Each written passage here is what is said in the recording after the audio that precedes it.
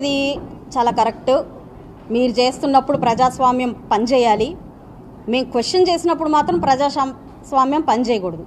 మీరు రెచ్చగొట్టేవేమో క్వశ్చన్ చేసినట్టు, మేము క్వశ్చన్ చేసేవేమో రెచ్చగొట్టినట్టు. ఇంత రివర్స్ టెండరింగ్ పార్టీని కానివ్వండి, లేదంటే అధినాయకుడిని కానివ్వండి, నాయకుల్ని కానివ్వండి, నిజంగానే రాష్ట్రం ఎప్పుడు చూడలేదు, చూడకూడదని కూడా నేను కోరుకుంటున్నాను. తర్వాత పవన్ కళ్యాణ్ గారి గురించి మాట్లాడతారు. మనం బరంపురం. ఇప్పుడు ఎందుకమ్మా మీకు అది? పవన్ కళ్యాణ్ గారి గురించి మీ నాన్నగారు మాట్లాడిన మాటలు గుర్తు చేయనా? గుర్తు చేస్తే, జస్ట్ రిపీట్ చేస్తే అందరు మర్చిపోయారు. యాక్చువల్గా నేను కులం తీసుకొని మాట్లాడను, కానీ ఆయన అభిమానులు చాలు, ఏ కులంతో సంబంధం లేదు, కోట్ల మంది అభిమానులు ఉన్నారు. అవి చూస్తే చాలు, మళ్ళీ ఒకసారి రిపీట్ చేస్తే చాలు. ఎలా మాట్లాడారో తెలుసమ్మా మీకు? నిండు సభలో ఎలా మాట్లాడారో తెలుసా? మీ నాన్నగారు ప్రెస్ మీట్లు పెట్టి ఎలా మాట్లాడారో తెలుసా? పవన్ కళ్యాణ్ గారు, మీరు కూడా నేను కూడా ఒకటే సామాజిక వర్గం అని గుర్తు చేశారు మీరు. అది అవసరమా అమ్మా మీకు? తప్పు చేశారు, క్వశ్చన్ చేస్తున్నాము, ఆన్సర్ చేయండి. కులం ఎందుకు తల్లి మీకు? అదేంటి, అదేం ఆలోచన అసలు? అదెందుకు వచ్చింది? తప్పుకి కులానికి సంబంధం ఏమైనా ఉందమ్మా? లేదు కదా, మరి ఎందుకు తీసుకొచ్చారు దాన్ని? రంగా గారు పక్కన అంబటి గారు, ఇది ఇంకా పెద్ద జోక్. రంగా గారి పక్కన అంబటి గారు ఏంటమ్మా? రంగా ఫాలోవర్ని కాదు నేను, ఆయనకి నాకు సంబంధం లేదు, మా కులం వాళ్ళందరూ అదో టైప్ మనుషులు. వీడియోలు చూపించాలమ్మా. అంబటి గారి ప్రవృత్తి ఎలా ఉంటుందంటే, మామూలుగా యాక్చువల్గా నాకు అంబటి గారి ఫ్యామిలీ విషయాలు కానివ్వండి, వాళ్ళకి ఆయనకి ఎంతమంది పిల్లలు ఉన్నారని కానివ్వండి, వాళ్ళ ఆడ మగ అని కానివ్వండి, వాళ్ళ ఫ్యామిలీ ఏం చేస్తుంది, ఎక్కడ స్థిరపడ్డారు, అసలు ఆయన ఏంటి, ఆయన రాజకీయం కాకుండా చేసే పనులేంటి, least bothered with your personal things always. We're always focused and dedicated to develop this nation. అర్థమైందమ్మా? మాకు తెలియదు కూడా తెలీదు. అలాంటిది మీరు వెంటనే అనేస్తారు, మళ్ళీ వెంటనే తడుముకుంటూ నాది తప్పు అయిపోయింది. పాస్ట్ నుంచి అంతే. ఆయన మాకు ఎలా తెలుసు అంటే, నాకు వరకు అంబటి రాంబాబు గారు అని అంటే చాలా సరదా మనిషి, సంక్రాంతి వస్తే గుర్తు చేసుకోవాల్సిన మనిషి.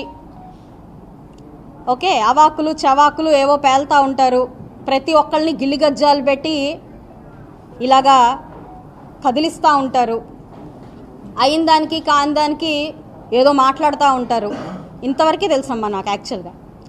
ఆ తర్వాత డమ్మీలు, ఈ గుంటూరుకు పట్టిన శనులు, ఇలాంటి డైలాగ్స్ ఆయన దగ్గర విన్నాను అంతే.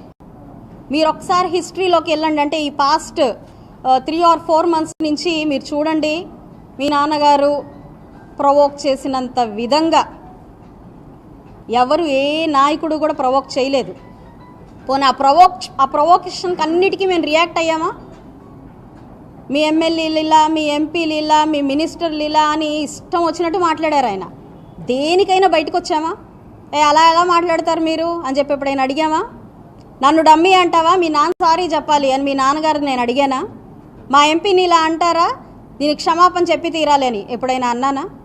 You crossed your limit. సీఎంని అన్నారు మీరు, రాష్ట్ర ప్రజలకు ఏం మెసేజ్ ఇస్తున్నారు? I'm asking people of the state today, ఇది ఏం మెసేజ్ అండి? ఇలా మాట్లాడచ్చా? ఆవేశంతో మాట్లాడండి. స్పర్ ఆఫ్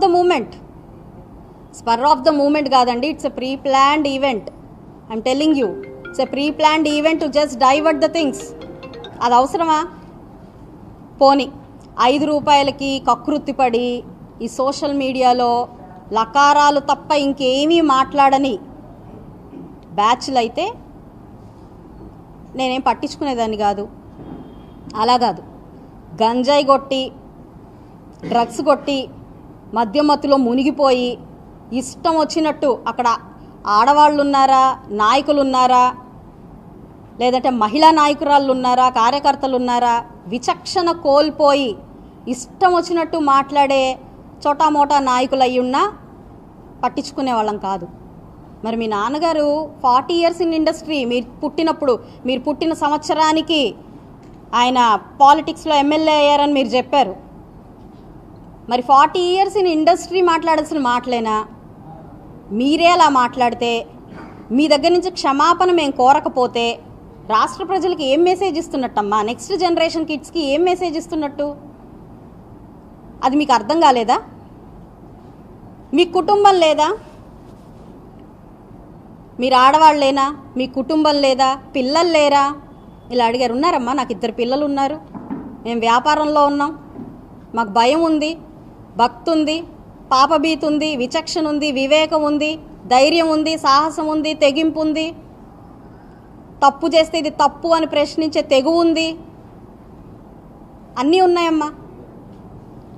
అందులో భాగంగా నిన్న మీరు చేసిన దానికి క్వశ్చనింగ్ అంతే. అది దాన్ని మీరు దాడి అండ్ డైవర్సిఫై చేసుకుంటే ఇంక అంతకంటే గొప్ప విశేషం ఇంకొకటి లేదు. అది మీరు అర్థం చేసుకోవాలి. ఇంకొక ఆయన మాట్లాడతారు, ఆయన జక్కంపూడి రాజా గారంట. జుట్టు పట్టుకొని నడి రోడ్డు మీదకి తీసుకొస్తారంట. ఎందుకు తీసుకొస్తారండి? ఏం చేశామని తీసుకొస్తారు? క్వశ్చన్ చేశామనా?